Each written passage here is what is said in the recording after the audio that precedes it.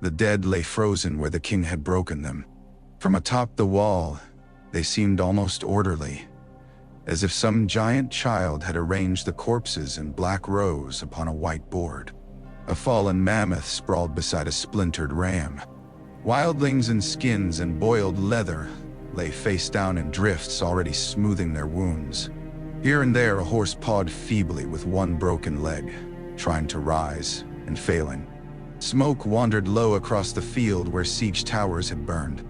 Beyond all of it, the haunted forest stood dark and patient, without pity and without surprise, as though it had seen kings come north before and knew the end of them. Stannis Baratheon rested one gloved hand on the frozen crenelle of the wall and looked down upon the ruin his coming had made. Men called it a victory when their enemies died more quickly than they did. He had no better word for it. Victory had a warm sound in the mouths of singers and fools. It did not belong on this colossal wall of ice where the wind cut through wool and leather and steel alike, and where the realm had been saved by men who could not even keep their boots dry. He had saved them nonetheless. That fact pleased him less than it should have. The realm he had saved had not asked for saving. The South squabbled over chairs and berths and banners, while the true war gathered in the cold. He had crossed half the world, emptied his strength, sold his pride to necessity, and come north at last to discover that duty had no witnesses worth the name. The Lannisters would never thank him. The Tyrells would laugh if they heard of it. Even here, where his swords had broken Mance Raider's host, the Black Brothers watched him as men watch a storm that has passed over their roof and may return. "Your Grace." He turned. Jon Snow came toward him with a care born of habit and old injury, black cloak tugging at his shoulders, dark curls damp with mist and sweat. He was young enough to seem almost a boy until he lifted those gray eyes. Then one saw the man he would become if war or honor did not kill him first. Ned Stark's bastard, though the mouth was more Stark than bastard, stern when it was still. "The wounded are being brought in," Jon said. "Our own first, then theirs." "Theirs?" Stannis' mouth hardened. "They marched to break this wall. They marched because winter was behind them, not because they love your enemies." "Mine?" Stannis asked. "You presume much, Lord Snow." Jon did not flinch. "I know who the real enemies are. That, at least, was well said." Stannis studied him a moment. The bastard had courage, and there was iron in him. It was not the loud iron of fools who bellow on battlefields and piss themselves in the saddle. This was the quieter sort, forged by cold rooms and colder silences. The Night's Watch had made use of it. The North would too, given leave. "There is sense in you," the king said. "More than in some lords with longer pedigrees and shorter memories." Jon looked back over the field. "They won't forget this soon." "No," said Stannis. "Nor will the men beyond the wall. That may serve." It might. Fear was a coin as good as gratitude, often better. Fear kept men awake, watchful, obedient. Gratitude soured faster than summer milk. Bootsteps scraped lightly on the ice behind them. The Red Woman came as if the wind itself had shaped itself into a woman and learned contempt. Melisandre's hair spilled bright beneath her hood, a deeper red than any fire in the yard below. The ruby at her throat glimmered in the fading light, catching what little sun remained and making it seem a captive thing. "You look south when you should look north," she said. "I look where I choose." "As you must," she said with that infuriating smile that made obedience sound like prophecy. "But the cold comes from the north, your grace. The dead below are only carrion in numbers. The true foe waits in darkness, and he has seen you now." Stannis had heard enough of true foes and chosen ones to last 3 lifetimes. If Melisandre had not given him what she had given, visions, certainty, the impossible made flesh in small, unbearable ways, he would have sent her from his side long ago. But he had seen the shadow kill Renly. He had seen stone wake and men quake. The world was larger and crueler than maesters allowed. He was not fool enough to deny what he had witnessed because it offended old habits of thought. Still, There were moments when the woman seemed less priestess than hunger wearing a human face. "The host is broken," he said. "That is what matters now." "What matters now," she said softly, "is what those who live make of what they have seen." Jon Snow's face shuddered at that. He knew what she meant. Everybody at Castle Black knew. Men muttered of burnings and king's blood in corners. They spoke her name as if it might hear them. Stannis heard the unease in the bastard's silence and kept his own counsel. The wall had been held by swords, arrows, and the panic of men taken in the rear. Let the Red Woman have her omens. Steel had done the work. Below, horns sounded, not in alarm but in order. Captives were being sorted. The free folk gathered in rough knots, women and children in among hard-faced raiders, all ringed by armed black brothers and his own queen's men. Giants sat with bound hands like hillocks come alive. One of them sang, low and mournful, in a tongue no Southron knew. "Bring me Raider," Stannis said. Jon Snow glanced at him. "Here, now." They brought Mance Raider in chains, though he wore them lightly. There's a kind of insolence in the way the man bore hardship, as if every indignity were another song he had decided to sing in a different key. He had washed the blood from his beard, but not from his pride. A crow once, a king later, a prisoner now, and in none of those skins had he forgotten himself. That made him dangerous. Mance stopped before Stannis and bowed enough to acknowledge rank without submitting to it. "Your Grace, you style yourself king. I styled myself what my people required. Your people are broken." Mance looked past him, over the bodies in the field, and if grief touched him, it did not linger. "For today, for always if I choose. You may kill me," Mance said. "You may kill 10,000 of mine. You'll not make the North love you." Stannis felt Jon go still.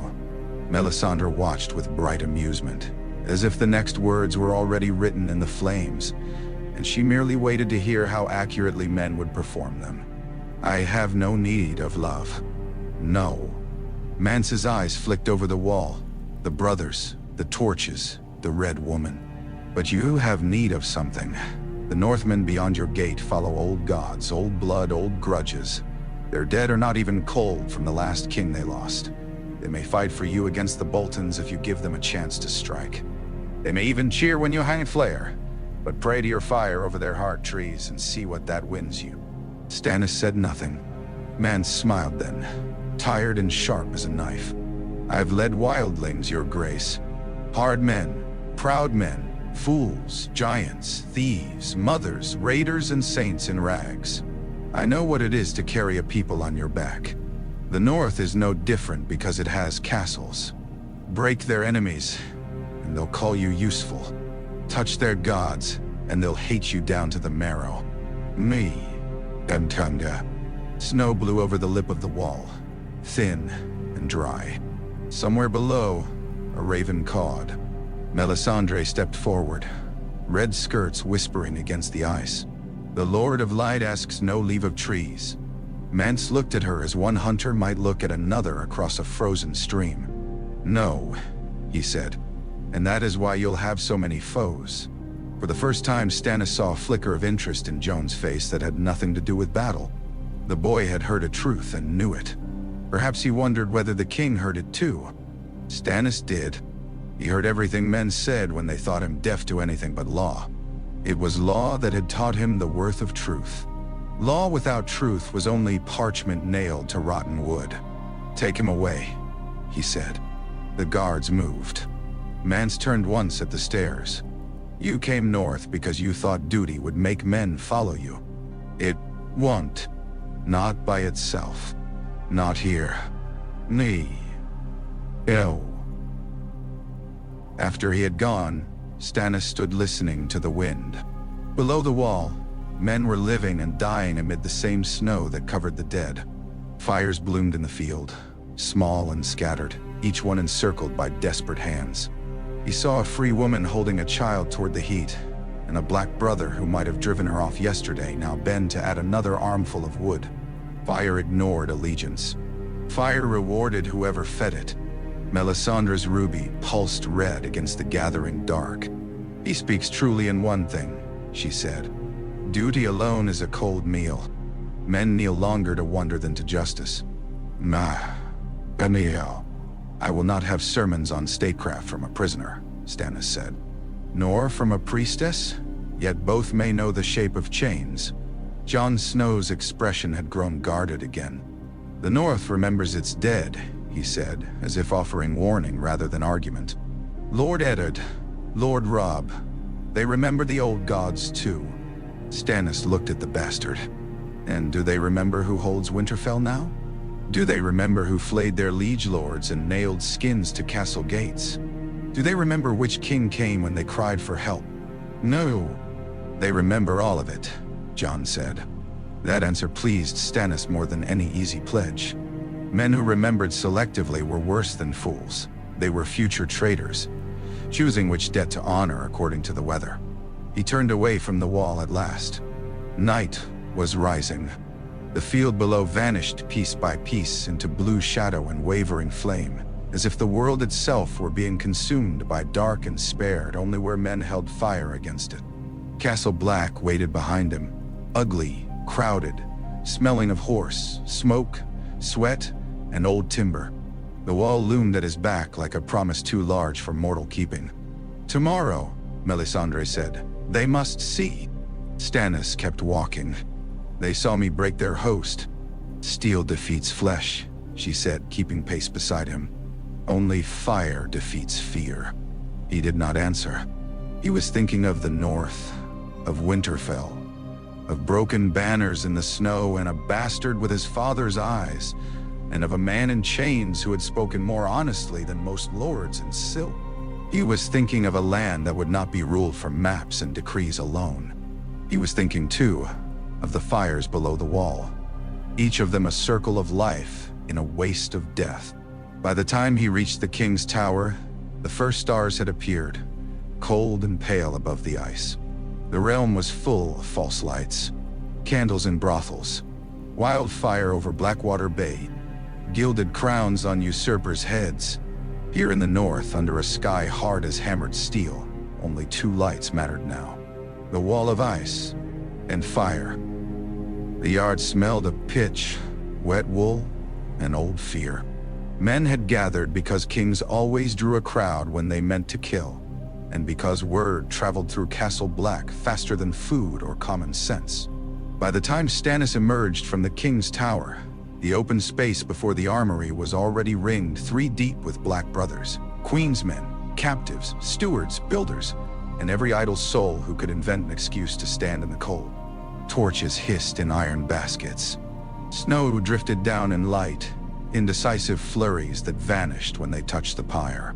The prisoner was bound upright to a tall stake in the center of it all, wrapped in chains over rough-spun fur.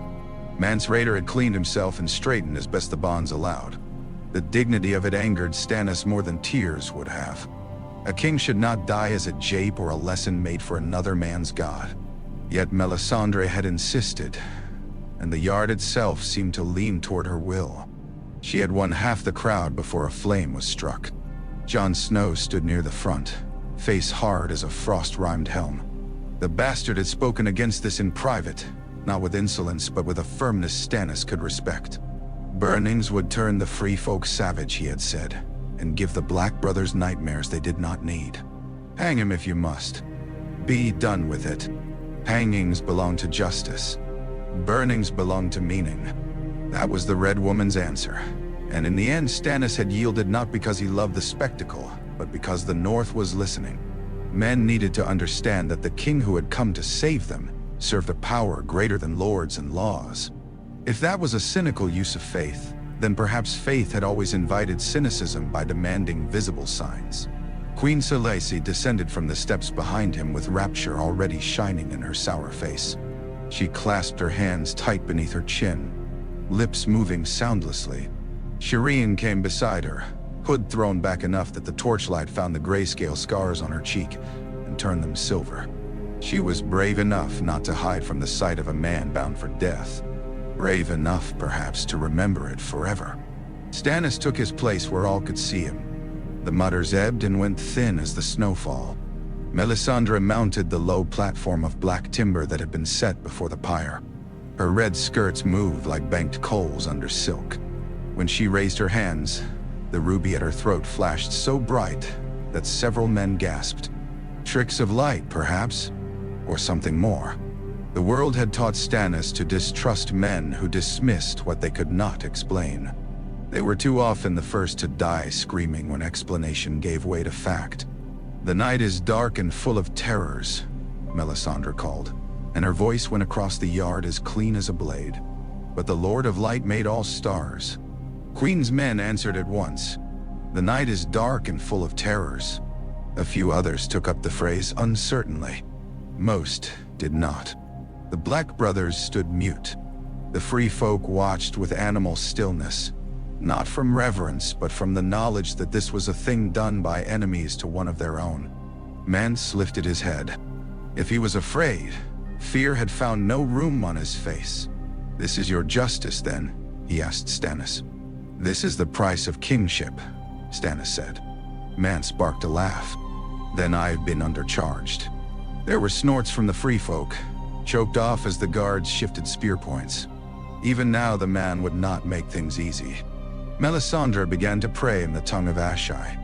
The words rolled dark and sonorous out of her mouth, beautiful and alien, something old enough to make a man feel the narrowness of his own language. She took a torch from Devon Seaworth, faithful boy, too young for the work the world kept putting into his hands, and held it high. Jon Snow's gaze found Stannis. The question in it was plain. Must this be done? Must it be done this way? Yes, Stannis answered in silence, though the certainty he projected was colder than the one he felt. Melisandre touched flame to kindling. The pyre caught fast. Pitch had been worked deep between the logs, and dry brush lay where the snow could not reach it. Fire ran in bright veins through the stacked wood, crawled upward, thickened, leapt. Heat struck the front ranks and sent them shifting back. Smoke curled around the prisoners' legs. Mance did not scream at once. He coughed, strained against the chains, and stared through the flames as if searching the crowd for a face only he knew. Then the fire climbed higher, found fur and cloth and flesh, and the sound came. Shireen flinched. Selyse closed her eyes in ecstasy. The free folk wailed, a raw keening more terrible than the prisoners' cries because it belonged to the living who could imagine too clearly what death was doing. Several Black brothers turned away. Jon Snow did not. His mouth had gone white with tension, but he watched, forcing himself to witness. Stannis watched too. A king who ordered death had no right to spare himself the sight of it. The fire fed greedily. The man on the stake writhed, then jerked, then sagged against his bonds. Through the upheaval of heat, Stannis thought for one moment that the voice had changed, grown hoarser, shriller, less kingly than it had been. A trick of pain, no doubt. Men became strange in agony. Yet Melisandre's ruby flashed again, and the unease he felt sharpened. When at last the body hung charred and still, the yard remained silent for a heartbeat. Two on. Snow drifted through sparks. Somewhere, a horse stamped. Then Selyse fell to her knees in the slush and began to thank her god aloud. Some of the queen's men knelt with her. Others crossed themselves in whatever old fashion they had never truly surrendered. The rest stared into the smoke as if expecting to see a soul rise out of it. Jon Snow came to Stannis when the crowd began to break apart in uneasy currents. "You've made them fear you," he said, low enough that only the king could hear. "I had that already. Not like this." "Good." Jon's jaw worked. Fear is a thin foundation. So is honor when winter bites. Yet this wall has stood upon oaths for thousands of years. None. It stood because men kept the oaths. Stannis looked at him sharply. And because the world once believed the wall mattered, now it remembers only when the gate is under attack. Men keep oaths when the cost of breaking them is clear. Today I have made certain every man in this yard understands that cost. Jon's eyes flicked toward the pyre. The flames had settled now, lower, uglier, chewing through what remained of the prisoner. The free folk will hate her for this. They already did. They may hate you now. Stannis almost laughed, though no mirth touched him. I am a king. It is not required that I be cherished. Jon said nothing. He was wise enough to know when argument had reached the stone. Later, in the solar where the shutters rattled and the fire burned hot enough to keep the ink from freezing in its pot, Stannis summoned him again. If the bastard was to be used, he must be used plainly. There was too much deceit already in the realm. Jon entered with snow still melting off his boots. He bowed, not deeply. You mean to say no, Stannis told him before he could speak. Jon blinked. To what, Your Grace? To Winterfell. The shock on the boy's face was answer enough, though he mastered it quickly. I have vows. You have blood as well. Ned Stark's blood, some men say. Men say many things. I say this, the North needs a Stark. I need the North. You need a purpose broader than black cloaks and frozen turnips. The gods in their wisdom, or folly, made you a bastard. Kings may repair what gods blunder. Jon's mouth tightened. Not this king. You refuse before hearing the terms? I know the cost. Stannis leaned forward over the table. Speak it then. To take Winterfell, I would need to break my vow. To hold it, I would need to be less than what my brothers believe me. And every northern lord would ask whether I had sold my father's name for a crown. Would they ask it if you won back their homes? They would ask it all the more. There it was again, that same rough honesty Mance had offered in chains. The North bred it even in bastards, apparently. Stannis did not admire it because it pleased him. He admired it because it saved time. You are harder to tempt than most men, he said. Jon gave the barest ghost of a smile. Perhaps because I know myself too well. Or perhaps because you have not yet learned how cheap virtue becomes when weighed against thousands of lives. For the first time, anger flashed in the boy's gray eyes. Is that what today was? Virtue weighed? Stannis let the silence stretch. Outside, somewhere in the yard, men shouted as they rolled a cask or dragged timber. Life going on beside death as if the two were simple neighbors. At times, he said at last, the realm asks for things that would disgust any decent man if he met them in a smaller room. Jon had no answer to that. Maybe there was none. He bowed and withdrew. Melisandre came only when the bastard had gone. She closed the door herself and stood with her back to it, smiling faintly. You wore your crown well today. I wore smoke, and sent it into many lungs. Stannis studied her. The man on the pyre, was he Mance Rayder? The question might have unsettled another woman. It seemed only to amuse her. He was what men needed to see? That is not an answer. It is the truest answer. She came closer, the ruby burning softly. The king beyond the wall yet has a part to play, and fire does not waste useful tools. Bones remember shapes. Glamours are shadows on the skin. No more, but men see what the light instructs them to see. Stannis felt the old irritation rise, edged by reluctant awe. Where is he? Not where his enemies think. Her smile sharpened. By morning, he will be less than a king and more dangerous than one. A singer, perhaps. The sort of man no lord notices until it is too late. No, you presume much. I see much. She said it simply, which made contradiction harder than it had any right to be. Stannis went to the hearth and held one hand toward the flame. The skin of his knuckles had cracked in the cold. Fire eased the sting. Fire asked no questions of blood or law. The North hates tricks, he said. It hates lies. The North hates weakness more.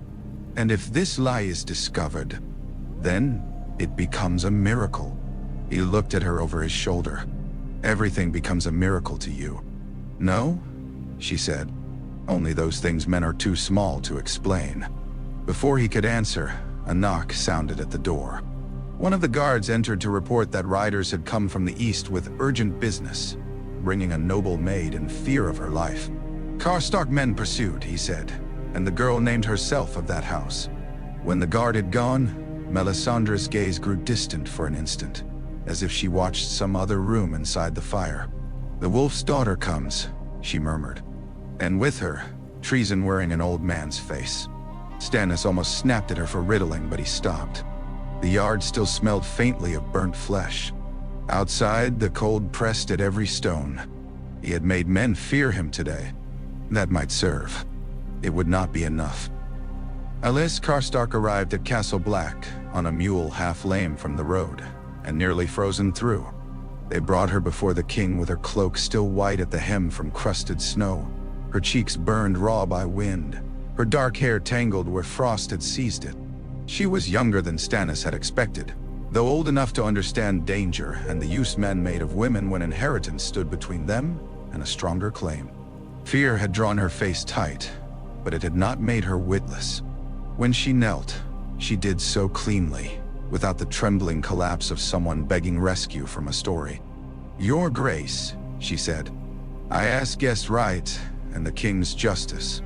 "The watch grants guest right," Stannis said. "Justice I may grant if you tell the truth." She did, or enough of it that the shape became plain. Her uncle Arnulf had called her home with sweet words and dead men's names on his tongue. Karhold had lost too much blood in the wars. Her father dead, her brothers dead, her kin divided, and all the while the old man watched the line of inheritance narrow, until it came at last to her. He meant her for his son's son, Kragan, she said. The marriage would make a neat theft of everything that should have been hers. When she refused, he smiled and called for swords. Jon Snow stood to one side of the table, arms folded inside his sleeves. He had known some part of this already from her first frantic plea at the gate, and there was anger in him, still cold and contained. The bastard had a distaste for men who used duty as a knife to carve the living. Stannis shared it. "Arnulf Karstark has sent me promises," Stannis said. "Men, horses, fealty." Allies laughed once, bitterly. "Then he means to sell you something poisoned." Melisandre's eyes rested on the girl's face, as if reading words no one else could see. Fire painted red across her cheekbones and into the deep gloss of her hair.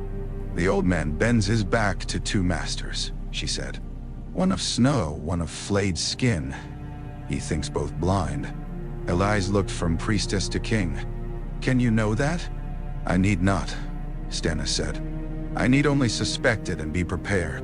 Yet suspicion alone would not suffice. The North was a maze of wounded loyalties. One wrong trust could bury an army deeper than snow. Jon Snow cleared his throat. "Your Grace, the girl needs protection. She has a claim, and she has enemies. There may be a way to secure both without sending swords to Karhold at once." Stannis disliked preambles. "Say it. Marry her. Not to one of your men. To Sigorn, son of Styr, Magnar of then now, by right of blood and the death of his father." Jon spoke more quickly as he sensed resistance gathering. "The Thens are freer of the old hatreds than the Southron lords. The Magnar has men. Alys has a castle. Give them to one another and Arnulf loses his prize." Selyse, who had insisted on attending, and now sat stiff-backed with gloved fingers clenched in her lap, let out a sound midway between disbelief and disgust. "A noble maid to a savage? The Thens are no more savage than many lords I have known," Stannis said dryly. The queen's mouth pinched. "They worship idols, bronze things, stones. So do half the realm when frightened."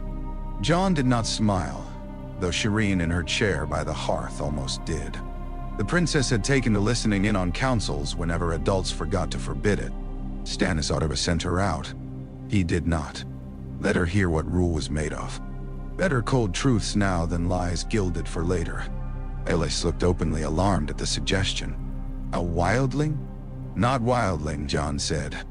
"Then, he is a lord among his people." Her brows rose in disbelief, but beneath it Stannis saw calculation. Good. Good. Fear made some women cleverer. Would he treat me kindly? She asked. No man can promise that, Stannis said. Only that if he does not, he answers to me. Melisandre watched the girl a moment longer, then turned to the hearth. Fire joins what blood divides, she said, and crouched to stir the logs with the iron poker. Sparks leapt up in a red spray. The match is sound.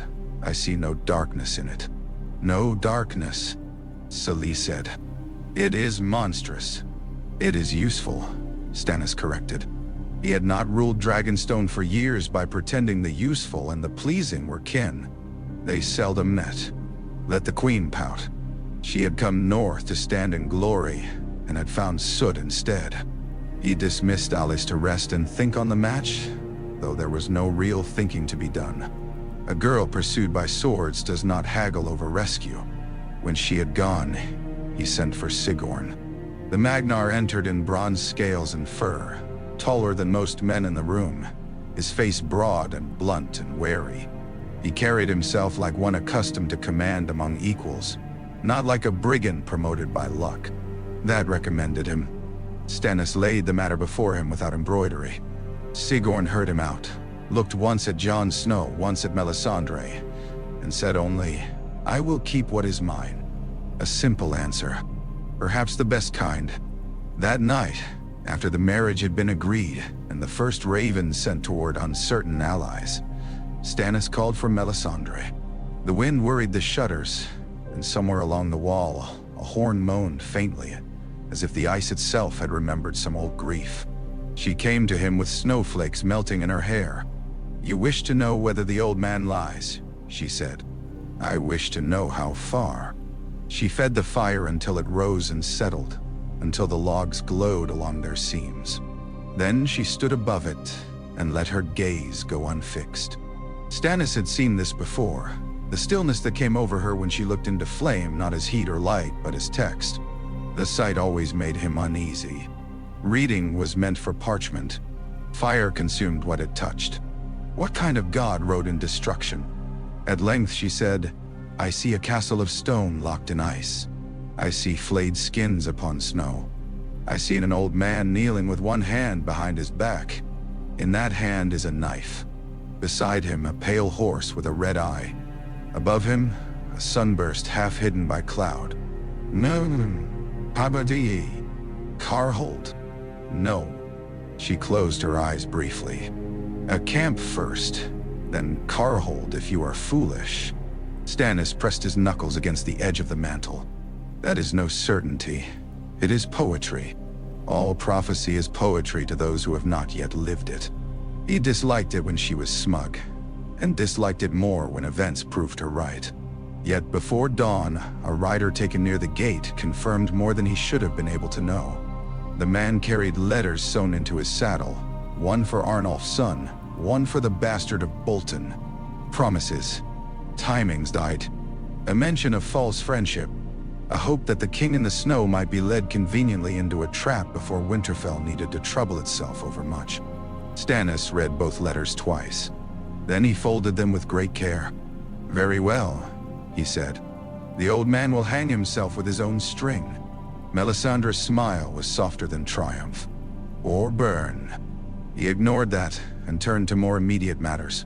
Raider, dirty. He waits. In chains? In music, she said. The chamber she led him to was small and low-roofed, one of the older rooms in the king's tower.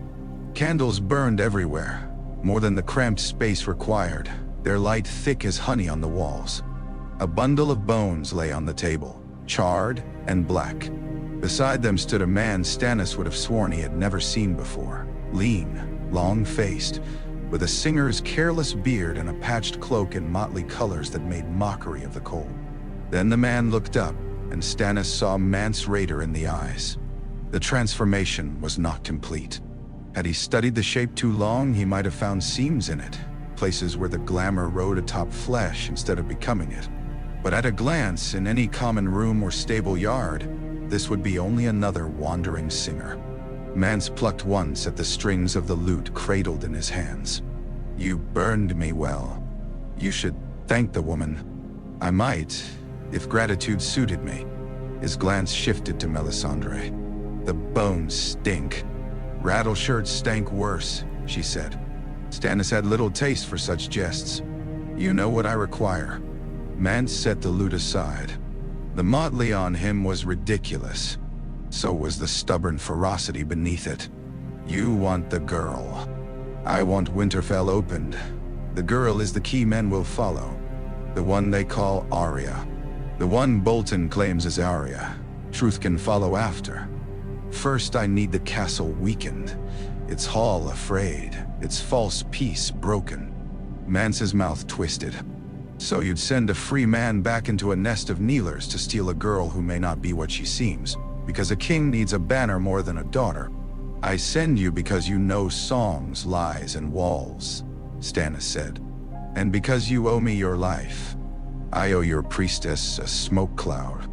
Melisandre stepped nearer, the ruby pulsing. "You owe your son more than smoke." That stilled him. The silence that followed had weight in it. Mance's child was south now, hidden by Jon Snow's cunning exchange, far from the flames meant for king's blood.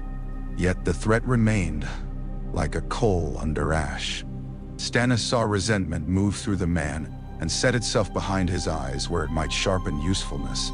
"At dawn," Mance said, "I ride. With women," Melisandre said. "Spearwives, hidden as washerwomen. Winterfell will take in singers more readily than swords. Me. Meh." Stannis gave the orders then, one after another, each cleaner than the moral swamp beneath them. Alice would wed Sigorn. The false ally Karstark would be fed the lies he expected. Jon Snow would keep his wall and his vows. Mance Rayder would go south disguised as a fool with a harp. Melisandre would ride with the king. That last caused the truest uproar. Selyse wept with fury when she learned it. Shireen bore the news more quietly, though when Stannis bent to kiss her brow before dawn, she clutched his sleeve a moment longer than usual. "Will the Northmen love your god when they see what you've done?" she asked. "I do not ask love," he said. "But do you ask them to kneel?" Her eyes were his daughter's only in the shape. In the question, they were older than many counselors. "I asked them to survive," he said. He left before she could answer, because he did not know whether he had told the truth. The Wolfswood did not welcome kings. It received Stannis Baratheon as it received snow, with silence and slow hostility. Pines hemmed the road until there was no road, only a churn of white between black trunks. Branches sagged under old storms. Frozen streams lay hidden beneath drifts deep enough to break a horse's leg. Men disappeared 5 paces from the column and returned ghost pale, bearded in ice. At night, the trees crowded the camp close and listened without moving. Stannis had marched in rain that dissolved banners and heat that murdered horses standing. He had marched on island roads where dragon fire had once blackened stone. None of it resembled this patient northern vastness. The Wolfswood fought without banners. It only waited for fatigue to make one mistake. The mountain clans moved through it more easily than his Southron men, though not without complaint. Big Bucket Wool laughed too loudly at misfortune. The Norries cursed the snow as if it were kin. Flint and Little kept their counsel and watched everything, especially Melisandre. The Red Woman rode hooded in scarlet wool over darker red, a coal drifting through a grave. Men crossed themselves when she passed. Others spat after her into the snow when they thought no queen's men were looking. None spat twice. On the 4th day beyond the wall, the storm came down hard enough to erase the world. One moment the column wound between pines beneath a sky of iron. The next, white fury swallowed horse, rider, tree, and thought alike. Men shouted and could not hear their own voices. Snow struck faces like thrown sand. Horses screamed and reared. A wagon axle cracked. Somewhere to the rear, one of the clan chiefs bellowed for his sons and got no answer. Stannis forced his mount's head into the gale and kept it there by will and merciless hands. Panic spread faster than frostbite.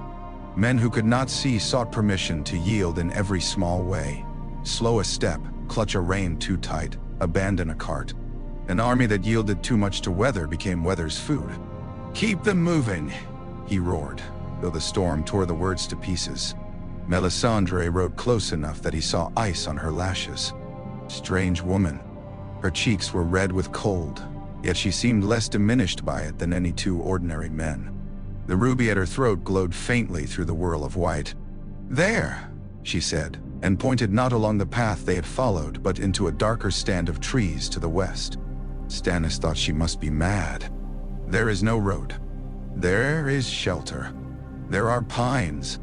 There is an old hunter's track under the drift. If you remain here, the wagons will mire, and the rear will die before dusk." He nearly told her that visions were poor substitutes for scouts. Then one of the clansmen blundered near, half blind with snow, shouting that the trail ahead had vanished into a wash where the ground had broken. Another 10 paces and the lead riders might have gone down into a creek bed under the drifts. Stannis looked once into the white where death lay hidden. Then he wheeled his horse where Melisandre had pointed and gave the order. The track she had claimed was little more than intuition and luck until the pines thinned enough to show old cut stumps beneath the snow. Then a narrow rise of earth like a spine under the drifts. The column bent around it, strung and miserable, but alive. By sunset, they had made camp in a hollow ringed by rock where the wind passed over rather than through. Men collapsed where they stood. Fires were slow to catch in the wet cold, but Melisandre went from pyre to pyre with her sleeves tucked back and hands spread, murmuring in the tongue of her god. Whether by skill, prepared oils, or sorcery, the kindling flared stronger wherever she touched it. Big Bucket Wool watched her from under a beard stiff with ice. "Your red witches got quick fingers," he grunted to Stannis. "Or a fire spirit in her skirts. Would you refuse the heat?" Stannis asked. Wool barked a laugh. "I'd refuse her prayers, not the heat." That, Stannis thought, was the North in miniature. They would take what served and curse the hand that offered it if the hand wore the wrong ring. 3 days later, they came upon Deepwood Moat. The castle crouched amid dark pines and marshy ground locked by frost, its timber palisades iron hard, its stone keep squat and stubborn. Greyjoy banners stirred above it, black krakens writhing on gold. Asha Greyjoy had held the place longer than prudence should have permitted, supported by the arrogance that had made the Ironborn think the North soft because its coast was long.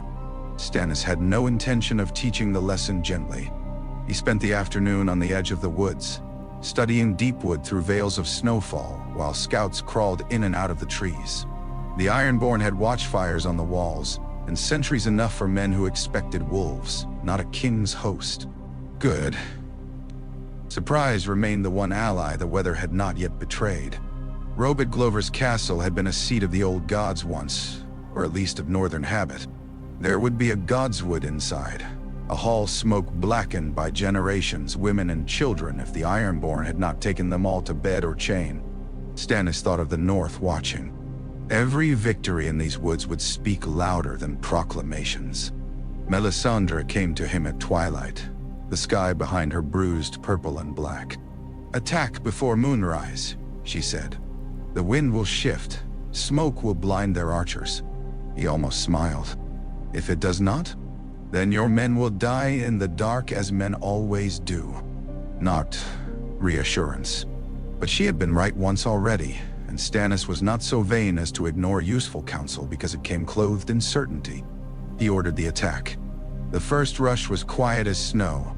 Men with axes and hooked blades went forward bent low, cloaks turned white with frost. They took the outer sentries with knives and muffled garrotes. Then a horse screamed, or a man, and silence ended. Horns answered from the walls. Archers loosed. One of Stannis's foremost men spun and vanished beneath the drift, feathered through the throat. A log gate boomed shut behind the outer yard. Ironborn voices rose in the old tongue, harsh and eager. Stannis drove in with the second wave, sword bare, the pommel cold through his glove. He did not believe kings should be everywhere at once. That was for songs. But where a battle might founder in its first confusion, a king's presence could be worth 50 men. The queen's men came hard around him, shields up. the fiery heart on their surcoats blotched dark with meltwater. Melisandre did not come into the press. She had taken station by the captured watchfire beyond arrowshot, and there her red shape stood motionless, while boys fed logs to the flame until it roared high. Smoke thickened against the walls. Just as she had promised, the wind shifted. It drove the fire's breath inward through the timberworks and along the palisade walk. Ironborn archers began coughing, swearing, loosing blind. "Ladders!" Stannis shouted. They went up. Men climbed. Men fell. Axes rang on wood slick with rime. An Ironborn captain toppled from the wall, with half his face split open and hit the frozen ground hard enough to crack the skin of it. Stannis ducked a spear, cut the arm from the man who thrust it, and felt the old hard clarity descend. Battle was simpler than rule. Battle asked only whether a thing before you must die and whether you were quick enough to see it done first. By the time the gate gave, the Ironborn were already breaking toward the inner keep. Asha Greyjoy met him in the yard amid smoke and snow. She had a helm on her head and an axe in either hand, her black hair braided close, her mouth set in a grin too fierce to be sane. Whatever else could be said of Balon Greyjoy's daughter, she did not lack courage. "So this is the famous king," she called, circling through the slush. "I've seen codfish with more joy. I am not here to entertain you." "No," she said, glancing toward the wall where his banners rose through smoke. "You're here to steal my castle." "Your castle?" Stannis struck aside one axe as she lunged. "You mistake theft for ownership." She was quicker than he had expected, strong in the shoulders, sea-trained. Her second axe kissed his vambrace and jarred his arm to the elbow. Then one of his guard closed from the side. She twisted to avoid him, and Stannis caught her across the wrist. The axe fell. Another man drove a shield into her chest. She went down onto one knee in icy mud, snarling. "Yield," Stannis said. Asha spat blood at his boots. "I'd sooner piss in the sea and call it homage." He admired that, in its place. The place was not here. "Take her." The last pockets of resistance died quickly after. Ironborn threw down swords and begged the wall. Others fought until clubbed senseless. By the time the moon rose hazy through the cloud, Deepwood Motte belonged once more to the north. Stannis stood in the battered yard and listened to the sounds of a captured castle. Women crying from hidden corners, wounded men groaning, axes chopping down the kraken banners, horses blowing hard in the cold.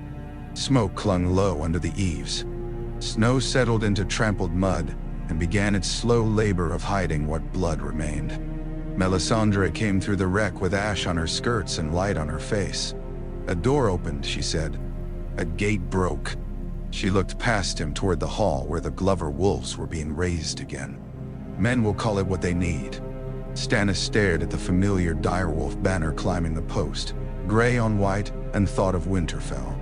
One castle was not a kingdom, but castles had a way of teaching men what was possible. Deepwood Motte smelled of wet timber, boiled leather, and relief. Relief had its own odor when one knew it, the sourness of fear leaving bodies too fast. The tears people shed only after danger had passed. The first honest smoke from hearths were lit by rightful hands. Women came creeping from cellars and lofts with knives in their sleeves, and little children wrapped to their throats. Old men hobbled out blinking into the yard and sank to their knees before the sight of Glover banners flying once again above the walls. The North did not cheer prettily.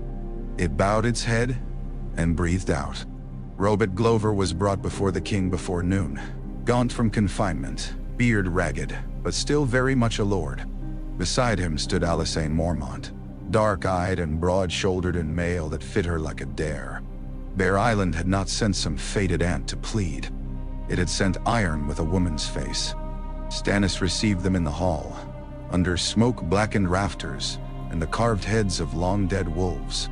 Men lined the walls, Queen's men in their fiery hearts, clan chiefs in fur, rescued servants, and a few Ironborn prisoners kept alive because the king had not yet finished deciding who deserved rope and who deserved the black. Robert went to one knee despite the stiffness of starvation. "Your Grace," he said, "House Glover owes you a debt." "A debt is a coin," Stannis answered. "I prefer service."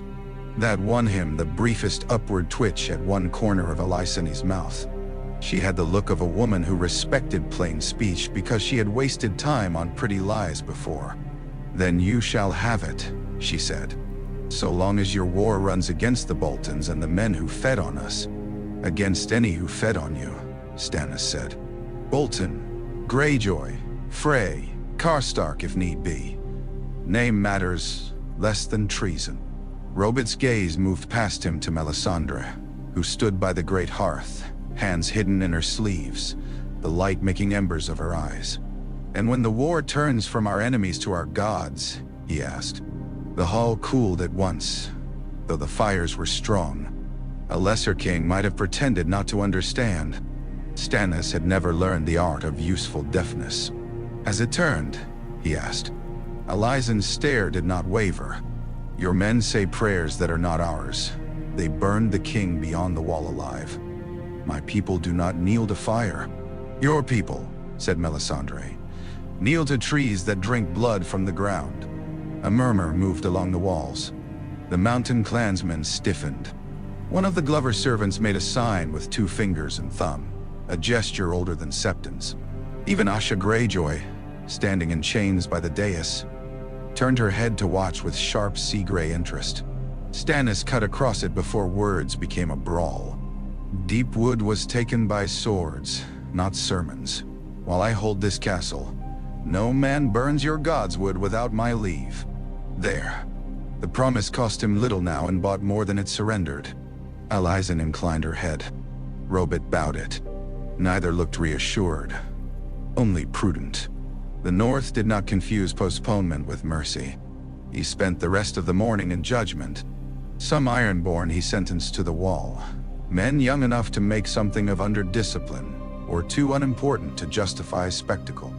Raiders proven guilty of rape and murder he ordered, hanged in the yard where their victims could watch and count justice by bodies. A few of the Queen's men wanted all the prisoners burned for the greater glory of their god. Stannis silenced them with one look, and a reminder that kings judged by law, not appetite. Asha Greyjoy he kept alive. When she was brought before him, still muddy from the fight, and with her wrists bruised by chain, she gave no sign of fear. Weariness, yes. Fury, certainly. But fear, no. "What do you see when you look at me, your grace?" she asked. "A hostage? A prize? A dead woman walking to your priestess's fire?" "Nay, 'cause I see Balon Greyjoy's daughter," Stannis said, "and a useful witness against the folly of your father's crown." She gave a short laugh. "Useful to you, perhaps. My father died on a bridge. Folly drowned with him." "Did it? Yet here you are in another man's castle." That struck true enough to wipe the humor from her face. Good.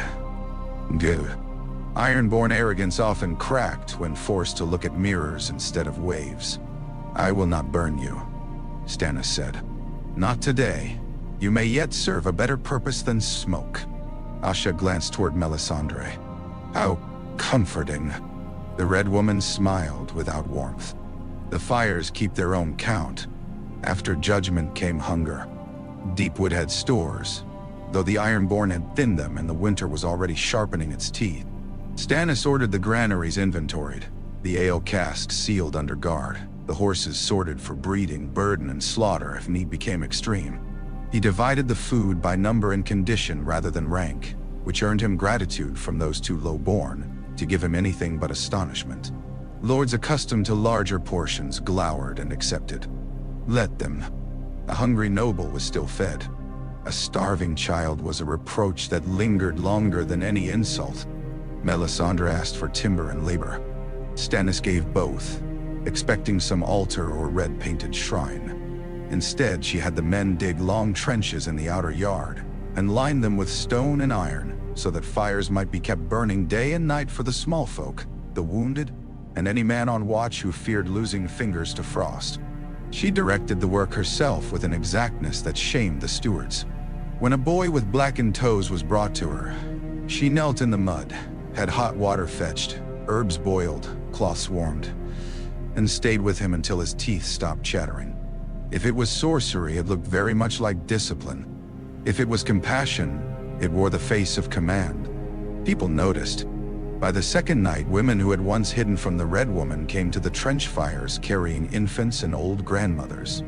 A man whose beard had frozen to his own scarf muttered a thanks to the Lord of Light because the Queensmen beside him used that name, and because the heat did not ask correction.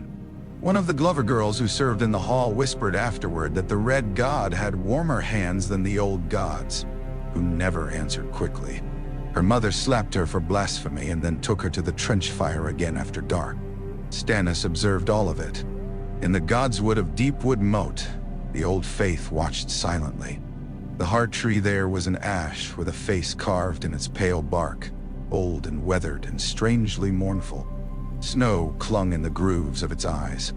When Stannis went there alone at dusk, boots sinking in the fresh fall, he found Melisandre standing before it with her cloak thrown back and her breath red in the dying light. "I told them I would not burn it," he said. "I know. Yet, you are here. So is it?" He looked at the carved face. The North had made gods out of trees and memory. Perhaps that was no more foolish than making gods out of fire and the sun. Men reached upward or inward as fear required. "This place is cold," Melisandre said. "Colder than the yard. Colder than the forest beyond. These trees remember older things than men. They do not love me. Trees do not love." She turned to him. "Do you believe that?" Stannis almost answered yes. Then he thought of the wall at twilight, of the way the forest had seemed to watch, of ravens collecting in the boughs above battlefields, as if summoned to witness. The world was not as simple as Robert had wanted it. Wine and laughter and a boar spear through whatever offended him. The world had depths. He had seen too many. "It does not matter," he said. "What matters is that the men who kneel here fight for me when I march. And if fighting is not enough..." He had no patience for riddles tonight. "It will be. It must." Melisandre laid one hand upon the rough white bark. The ruby at her throat glowed against the gathering dark. "There is a war coming in which must is a poor shield. The North will not be saved by half of faith." Stannis looked at the tree's blind red eyes and thought of half the realm. Half true, half loyal, half brave, half starved. He had lived too long among halves to despise them absolutely. A whole man was rare. A whole kingdom perhaps impossible. "Then let it be saved by what can be had," he said. When he returned to the hall, Robert Glover and Alysanne Mormont were waiting with maps and names. White Harbor, Torrhen's Square, Baratheon Docked. The Manderleys under watch, the Umbers divided, the Cerwyns crushed and nearly gone, Hornwood a wound, Karstark false. Everywhere the same story in different banners. Good men dead, bad men fed, and winter coming to finish what war had begun. Alysanne set one finger on the map where Winterfell should be. "The North will rise for Ned Stark's girl," she said. "If she is there," Robert added. Stannis thought of Manson Motley, riding into the snow with women hidden as washerwomen and murder tucked up their sleeves. "She is there enough," he said. They both looked at him sharply, hearing more than he intended to give. Let them. He needed not blind faith from these Northerners, but hunger aimed in the proper direction. "Will you march?" Robert asked. "As soon as the snows permit." Alysanne's dark eyes narrowed. "And if they do not? Then we march anyway." That won no smile this time. Only respect, perhaps mixed with the old northern suspicion that a stubborn Southron might be admirable. Right up to the moment he got everyone killed. Later, when the fires burned low and the hall had emptied of all but guards and sleeping dogs, Stannis stood before the map alone. His shadow lay over Winterfell. Behind him, the trench fires in the yard threw light up through the slit windows in wavering bands. In the dark, beyond those fires, deep in the snowbound godswood, the old face in the tree went on watching. And in the yard, common hands reached for red heat. A man might mock a god until the night his fingers went black. Then he learned humility before heat. The march east from Deepwood Motte stripped pride from men more efficiently than any confessor. The snow deepened until wagons became burdens and burdens became betrayals. Horses sank to the knee and sometimes the chest. More than once a beast went down and had to be cut from its harness or butchered where it lay, the steam from its opened belly rising thick and red into the wide air. Men wept over the loss of good horse flesh as if over kin, because winter made kin and provisions out of the same flesh in the end. Stannis cut his own table first. Salt beef was halved, ale watered. Bread counted by rank only until rank threatened to become a riot, then by need instead, which caused its own muttering. He ignored the muttering. A king's comfort in hardship was a torch held to tinder. Let one lord see too much butter on the royal trencher while his sons gnawed horsemeat, and loyalty would melt faster than snow near a fire. The braziers went with them on sledges, iron bowls chained to stout frames, each fed by logs wrapped in oiled cloth against the damp. Melisandre had devised the arrangement with the camp smiths, and though the thing looked ungainly, it saved lives. Whenever the column halted, even for a short rest, the braziers were lowered, ringed with stones and set roaring. Men crowded them like penitents and fought only in whispers for the places closest to the heat. At first, the queen's men made them pray before sharing the warmth. That lasted less than a day. One of the Nori lads drew steel on a knight from Dragonstone, and would have gutted him then and there if Stannis had not waded in, taken the sword from the youth, and broken the knight's mouth with the hilt. "Any man who sells warmth is a traitor," he said for all to hear. To me, to his fellows, and to life itself. After that, the fires belonged to whoever needed them, though prayers still rose around them, some to rainless gods of the wood and stone, some to fathers dead and mothers buried and children waiting in little keeps. No two men begged winter the same way. The flames answered all petitions with the same crackling indifference. Yet patterns emerged. Men are quick to remember whichever rite happened before they survived. On the 7th night beyond Deepwood, a storm pinned the host in a stand of bare birch on high frozen ground. The wind had teeth in it. Snow hissed past so thickly the braziers seemed islands in milk. A groom named Pate collapsed while trying to lead his mule through the drifts. They dragged him in blue-lipped and rigid, his hands already stiffening. Melisandre crouched by him, called for hot stones wrapped in cloth, and laid them under his armpits, against his groin, along his spine. She made him swallow something bitter from a flask. Then she stripped off his boots herself and chafed life back into his feet, while the men around watched, shamed that a lady knelt in slush where they had hesitated. By dawn, Pate was alive. Nothing miraculous in that, perhaps, except that most men had already judged him dead. "Erlor spared him," said one of the queen's men. "Hot stones spared him," muttered a wool. But that wool crossed himself in the red way before the next brazier, just to be safe. Stannis noticed. He noticed everything. He did not trouble himself whether a man believed in fire or merely feared freezing without it. Belief began in stranger places than courage. If the Lord of Light rode north on warm hands and full broth, then perhaps that was how gods ought to travel among mortal men. Messages came and went by raven when weather allowed, by rider when it did not, and by luck most often. One dusk a bird reached them with ice on one wing, and a message tied above its leg in a script Stannis knew at once. Jon Snow's hand, hard and spare. News from the wall. Selyse, vexed. Shireen well. The wedding of Aelys Karstark and Sigorn performed despite grumbling. Queen's men scandalized, free folk bemused. The watch uneasy. More troubling still, reports from the gift of corpses that would not stay were buried in tales brought by wildlings who swore the dead walked in the forest. Stannis read that portion twice, then fed the scrap to his fire. Melisandre watched it blacken. The enemy stirs. He never ceased. "No," she said, "but now he sees opposition. I am not a vision in a flame. You are a sword, Which is better?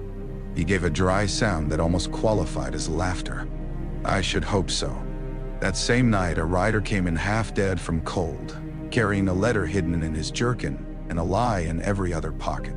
He named himself for Carhold and brought Arnulf Karstark's renewed pledge: food, men, horses, shelter, all waiting only upon the king's pleasure. He bowed well enough. He lied poorly.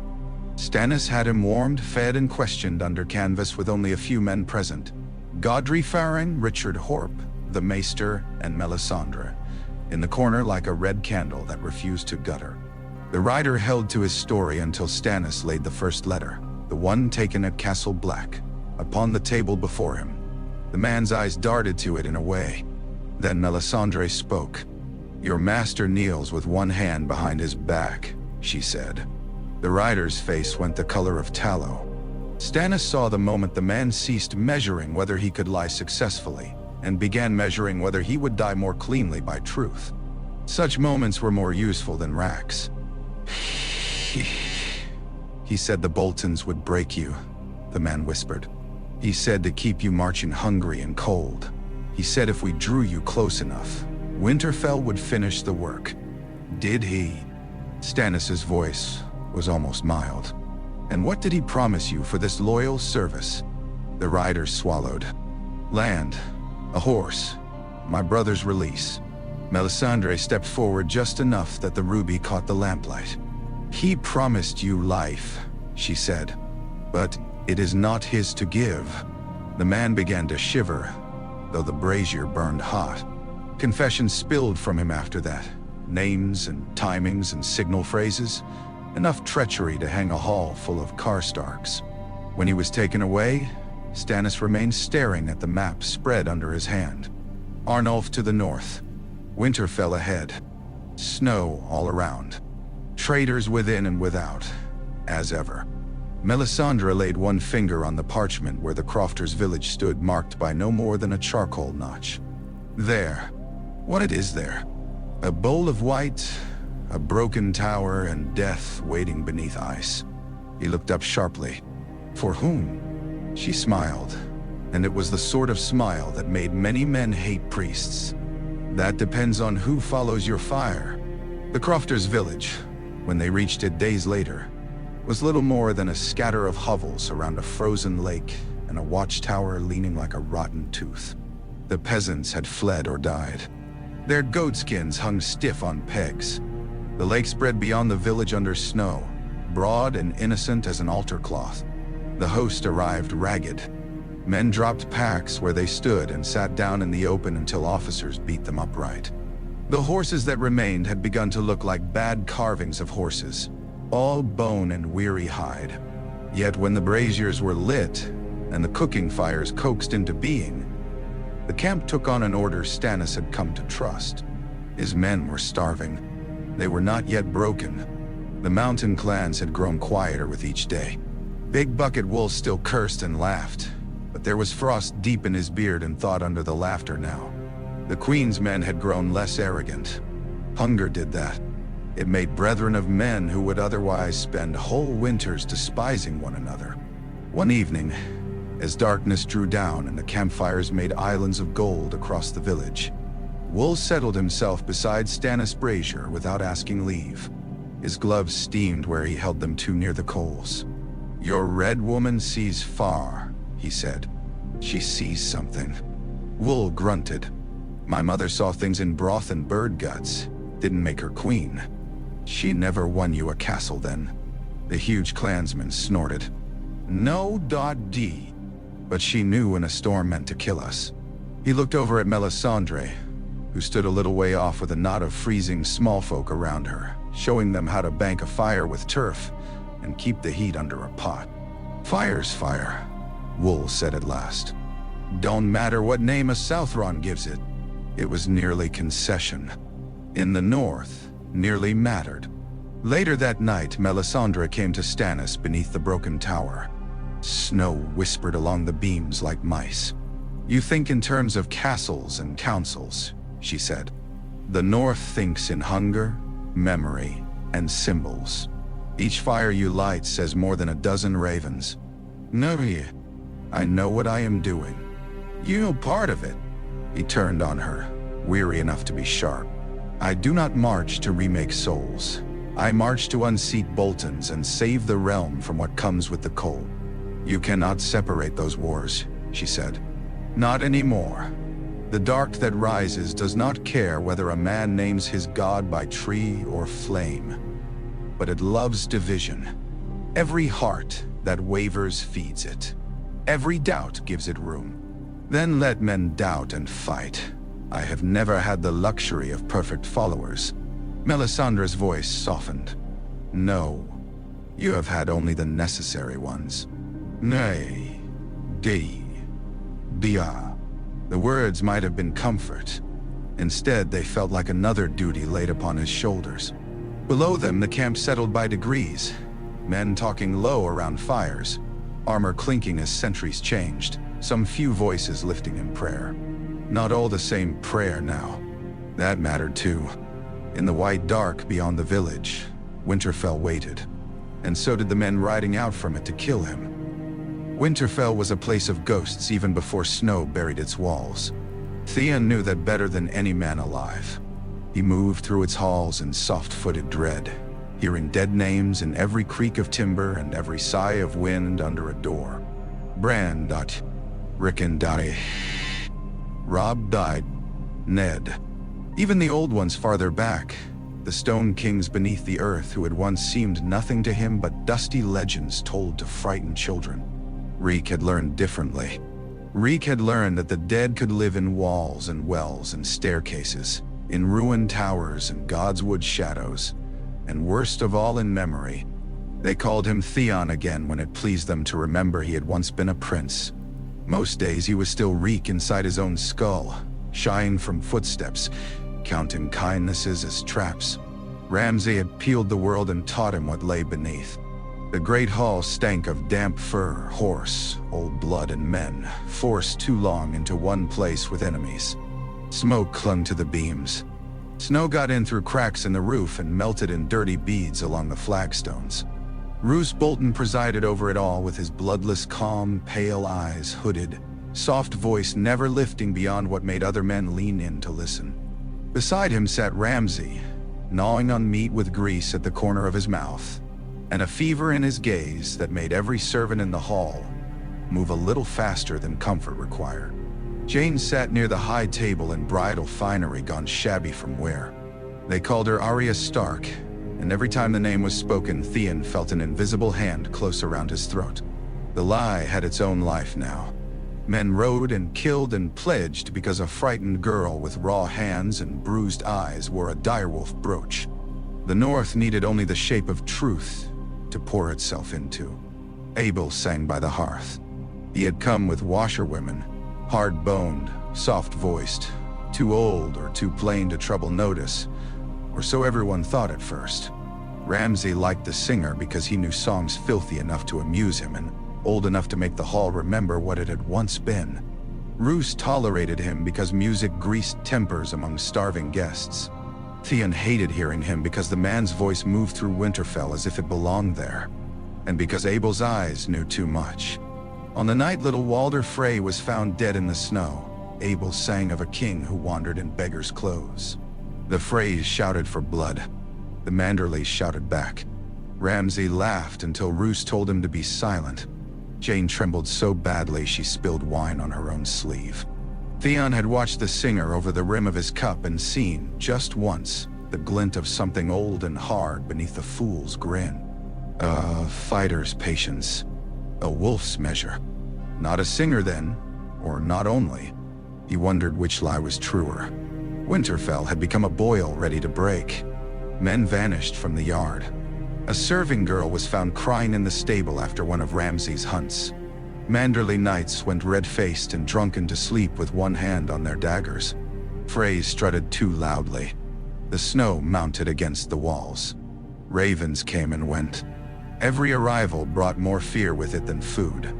Then came the word that Stannis Baratheon had not frozen in the woods after all, but lived. Worse, he had taken Deepwood Moat, drawn mountain clans to him, and sat somewhere in the snow still uncrushed. Roose received the news with almost no expression. "Good," he said mildly. "A living enemy is less troublesome than a dead one whose partisans need a new cause." Ramsay slammed his cup down. "Then let me ride out and flay him." "With what horses?" Roose asked. "The ones already half-starved, or the ones the Manderleys have not yet eaten?" Laughter flickered around the hall, nervous and cruel. Wyman Manderley smiled from his place like a man considering pastries rather than murder. His chins wobbled gently when he drank. Theon had learned long ago that fat men frighten fools less than they should. Jane's hands shook under the table. Theon could not stop watching them. He knew what awaited her if Stannis died in the snow and winter closed all roads. Ramsay grew worse when caged. Winterfell had become a trap with too many teeth. Abel found him later in a passage near the broken tower, where snow had drifted under the cracked lintel and lay in thin white lines along the floor. "My prince," the singer said lightly. Theon flinched so hard he almost stumbled. "Don't call me that." "Then what?" Abel leaned against the wall as if they were friends in some gentler life. "Turncloak, Kinslayer, Reek, you've worn many names." Theon's mouth filled with bile. "Go sing to Ramsay." "I do. He likes rude verses. But I'd rather speak of girls." Theon stared. Abel's voice dropped. "The girl is not Arya Stark." "No," Theon whispered. "And yet men die for that name all the same. Curious, is it not?" Theon tried to read him and found only the same unnerving depth. The singer looked like a man who had spent long years before campfires, easy with a cup and a jest. His eyes did not. Those belonged to someone who had led men into danger and buried them after. "What are you?" Theon asked. Abel smiled. "A song with a knife in it." The washerwomen appeared then as if conjured from the stone. Rowan, Holly, Myrtle, 6 in all, carrying linens and hot water, and one hidden purpose. They passed without glancing at Theon, but he saw the set of their shoulders and the quickness in their wrists. "No laundresses, these. We're going to take her out," Abel said. "You will help." Theon laughed once, high and broken. "Ramsay will skin me. He already has." It was hard to argue with truth spoken that cleanly. The days that followed stretched taut as drawn wire. Jane cried at night. Ramsay prowled. Roose held councils in the solar with Freys and Manderlys both, weaving lies thick enough to pass as plans. Theon carried messages and saw everything and nothing, as a beaten dog sees the room around the man who kicks it. The snow mounted higher. The air tasted of iron. Once, in the Godswood, Theon saw the heart tree through blowing white. Its red eyes rhymed with frost, and for a mad moment, he thought the carved face pitied him. Then a branch cracked under snow, and he remembered that trees were only trees. Yet men knelt there in secret, even now. Bolton guards pissed against the wall, but old women and kitchen boys still slipped away with crumbs and whispers. Winterfell had not forgotten itself entirely. The night of escape came on a wind so savage it seemed eager to help. Ramsay had been drinking. Freys and Manderleys had nearly come to blades over seating in the hall. Roose had retired with his leeches and his ledgers. Abel sang of lovers on the run while the washerwomen moved like shadows. Theon found Jane in a chamber where she sat hugging herself against cold and memory. When he told her they must go, she looked at him with such naked terror that for one instant he thought she would scream and end them all. Then Abel stepped in behind him. No smile now, only command. "Do you want him again?" She rose. The route went up, not down. Through servant stairs and half-collapsed galleries, past a roof walk where snow drove so thick it erased the yard below, into the outer dark where the broken tower leaned above drifts, deep enough to swallow a fall. One washerwoman died with a spear through her belly before she could make a sound. Another opened a guard from groin to navel and shoved him over the parapet. The wind took the spray of blood and flung it across the stone like red paint. "Go!" Abel hissed. Theon and Jean ran dot. Ran was too fine a word. They stumbled, crawled, flung themselves through whiteness. The wall dropped away behind them. Dogs bayed. Men shouted. Jane's hand tore at his, slipped. Found him again. Snow blinded. Cold bit to the bone in the space of breaths. When they jumped, Winterfell vanished. The fall knocked the air from Theon and tore a scream from Janine. They hit a drift that swallowed them to the chest and somehow did not break. For a time there was only white pain and the certainty that death had grown bored of delaying. Then they were moving again because stopping meant freezing where they lay. Theon did not know how long they wandered. Long enough for Ramsay's shouts to become memory. Long enough for Jane to begin calling him by his right name, and for that name to hurt worse than reek. Long enough that when at last dark shapes loomed through the storm ahead, sentries, pikes, a brazier burning red as a wound, he thought perhaps this was another circle of hell and not rescue at all. Stannis Baratheon's camp waited in the snow, and Winterfell behind them had begun to crack. They brought the pair in at dawn, though dawn in that country was only a thinning of black to blue. The guards who found them had thought first of whites, so ragged were the shapes stumbling toward the camp through the storm. The man was a scarecrow in torn furs, face all bones and ruin, hair crusted with ice. The girl hardly looked alive at all. One side of her face was swollen, her lips split, her feet bleeding through soaked boots where the skin had burst from cold. Yet when she saw the fiery stag above the command tent, she made a sound half sob and half prayer. Stannis stood waiting when they were dragged inside. The camp around him was wakeful and brittle. Men sharpened swords they could scarcely feel. Horses stamped at picket lines rhymed white. The braziers smoked. In the village below, the broken tower had been cleared of rot and kindled with pitch and oil, a beacon awaiting his word. Scouts had reported movement in the snow to the east. Freys, almost certainly. Bolton men, perhaps. Winterfell had finally chosen to come out and kill him. So when the Scarecrow looked up and Stannis recognized Theon Greyjoy where any ordinary eye would have seen only a broken thief, surprise sharpened into something keener. "Your Grace," croaked the man who had once sacked Winterfell and betrayed every side that trusted him. "I know you," Stannis said. Theon flinched as if struck. Beside him, the girl sagged and would have fallen had a guard not caught her. "Take her to the fire," Stannis ordered at once. "Warm broth, hot stones wrapped in cloth.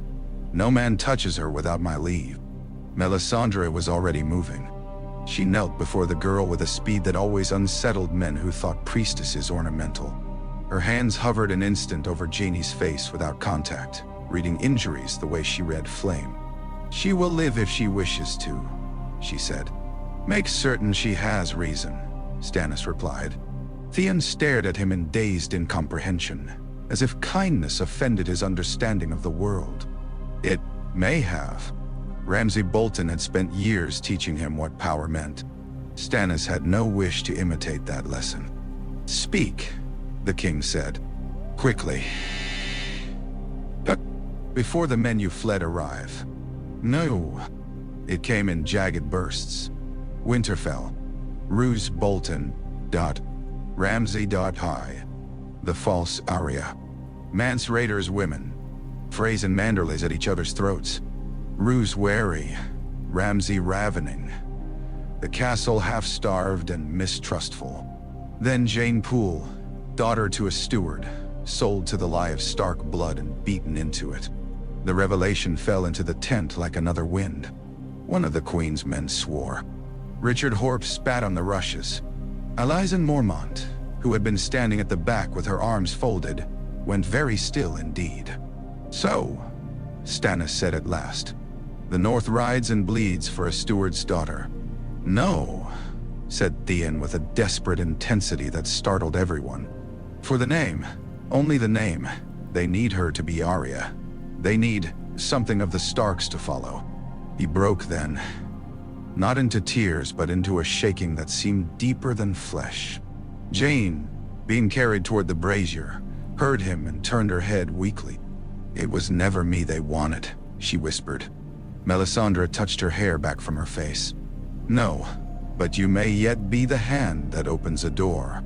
Stannis had no time for pity, but he understood leverage. This news was a sword if used correctly. Winterfell's lie, once revealed, would rot Bolton loyalties from within. Men who had clenched their teeth to stomach one falsehood might not stomach two. The Manderleys in particular would scent blood in it. Outside, a horn sounded. Scouts came hard through the snow with the second blow of it. Riders approaching, banners hidden by storm, but numbers enough to matter. Karstark men among them, perhaps. Phrase likely. Stannis stepped from the tent and saw at once what the weather would permit and what it would devour. The lake lay white and smooth beyond the village, its skin thin in places where current moved beneath. The beacon tower waited, half-mended and thick with oil. His men were tired. The enemy would be more tired after riding blind in this. Melisandre joined him, the wind snapping her red cloak straight behind her. "Now," she said, "there is also Arnulf. He comes too." The old traitor arrived before noon, just as the storm darkened again. He rode at the head of a ragged knot of Karstark men under banners stiff with ice, cheeks ruddy, beard frosted, his heavy face arranged into anxious loyalty. Had Stannis not seen the letters, had he not heard confession and prophecy and watched truth ripen from both, the old man might almost have passed. He came into camp smiling, which was his first mistake. "Your Grace," Arnulf Karstark boomed, dismounting with more effort than grace. "The gods be praised I've found you alive. The snow is murderous. My heart near failed me when I heard you'd been trapped." "Seize him," Stannis said. The smile did not vanish at once. Men do not discard masks until the skin beneath is already cut. Then the king's men were on him, wrenching his arms back, while Karstark retainers shouted and grabbed for hilts, only to find spears at their throats from woolmen and Glover archers who had been waiting for exactly this. "What jest is this?" Arnulf roared. "Not a jest." Stannis held up the letters. "Your hand is old but legible. You should have written less." The old man's face sagged into something uglier than fear. "Hatred, then. Bolton will skin you. Perhaps. But not today." "Nay." He might have hanged Arnulf there and been done with it. That would have been simple, lawful, northern. Yet the storm raged, the enemy rode, and the whole host watched. Men who had frozen together, starved together, muttered prayers around the same flames. What they saw next would follow them into every village and keep that still stood. "Build the pyre," Stannis said. A murmur ran through the ranks. Not all approving, not all dismayed, but attentive. Arnulf's knees gave. "Your Grace, mercy? Mercy is for the honest and the mistaken. You are neither." "Now." Melisandre came and stood beside the stacked wood as if she had always belonged in snow before fire. The old man screamed before the flame touched him, screamed louder when it did, screamed names, bargains, gods. Some of his own men went down on their knees and begged the king for leave to prove their loyalty. Others looked away. The mountain clans did not. Big Bucket Wolf stared into the blaze with a face like split oak. The smell of burning flesh rolled over the camp. It was a terrible smell. It was also unforgettable. When the pyre sank inward, Stannis lifted his sword, the steel ghost gray in the storm. "Any man who serves me with one hand and my enemies with the other will end likewise," he said. "Look well, and remember." They did. Even those who hated it remembered. Then he turned to the battle. The beacon on the tower was lit at dusk, a red eye over the snow. Around it, the camp was made to seem disordered. Fires shifted, tracks laid and obscured as the ground allowed. Wounded men drawn back, chosen archers hidden where the drifts rose high. The lake waited beneath its blanket of snow, thin in the middle, firmer near the shore. A sheet of lies over black water. "The phrase will follow the light," Stannis said. "They think us fools and hunger-drunk. Let them ride for the tower and find the lake instead." It was not sorcery. It was only cruelty married to weather. Yet when Melisandre touched the beacon's iron, and the flame leapt higher than the wind should have allowed, men drew breath as if the god himself had answered. The enemy came howling through the dark. Banners whipped. Horses plunged. Steel rang. Through the storm they saw the beacon and aimed for it, just as men in confusion always aimed for certainty. Hooves hammered snow. The foremost riders shouted triumph, then vanished as the lake broke beneath them with a sound like the sky tearing. What followed was not battle, but ruin. Men crashed into black water and dragged others with them. Ice plates heaved and shattered. Horses screamed and rolled. The riders behind tried to pull up, but the ground was slick, visibility gone. Momentum a killer no man could argue with. Arrows hissed from the drifts on both flanks. Clan warriors rushed the edges with axes for any who clawed halfway out. Fire from the beacon threw red over churned snow and broken ice until the lake looked full of blood. Stannis rode the shore and directed it all with a voice like iron on stone. He saw a Frey knight surface once, helmet gone, face white with disbelief, reaching upward through slush and dark water as though the world had somehow cheated him. Then a sheet of ice tipped, and he was gone. By midnight it was finished. The survivors who crawled ashore were dragged into chains or slit where they lay, according to usefulness. Snow blew over the wreckage. The beacon crackled on, reflected in black gaps across the lake like scattered stars. Men came to the king afterward with awe in their faces, though he had done nothing but observe ground, trust timing, and make death work harder on his behalf. They credited the storm, the tower, their own courage, and, more and more, the Red Woman's god. One of the Norries who had cursed her for half the march went to a brazier before sleep and whispered, "Lord of light, keep the ice beneath my enemies and the fire before my friends." No one corrected him. In the command tent, with the sounds of butchery and groaning captives outside, Melisandre stood across from Stannis over the map to Honor. "Well?" he asked. She smiled, tired and luminous. Fire and ice make excellent allies when properly introduced. He ought to have rebuked the levity. Instead, he found himself thinking of Winterfell's walls, of Bolton men hearing by dawn what had happened upon the lake, of Manderly lords with private grievances and public oaths, of a false Stark bride rescued from the snow, and of Arnulf Karstark's ashes already freezing into the ground. The North had not converted, but it had begun to watch the fires differently. News moves faster through a besieged castle than arrows. By the time Stannis' battered host approached Winterfell after the slaughter on the lake, the Boltons were already half defeated by rumor. Men on the walls had heard that Frey's drowned by the score. Others heard Karstark had burned for treason. A washerwoman whispered that the king's Red Witch had called down the storm itself. A groom swore the frozen dead were marching behind Stannis in silent ranks. Every telling improved upon the last, as fear always does when locked behind walls. Winterfell loomed out of the blowing snow at dusk, a black vastness broken by towers and battlements, half ruin, half memory. It was smaller than the old songs made it, and greater than any Southron castle had a right to be. The broken tower clawed at the sky. Smoke curled from the great keep. The outer walls stood scarred but stubborn, and the godswood within it all lay hidden, older than every banner on the field. Stannis reined in on a low rise and studied the place, while his captains gathered around him in cloaks whitened by wind. Robert Glover, Alysanne Mormont, Richard Horp, Godry Faring, Big Bucket Wool with a grin that showed broken teeth, and men from Moor's Umber lurking in the snows to the north, with his own old hunger for Bolton blood. "The gate?" Horp asked. "Wait," said Stannis.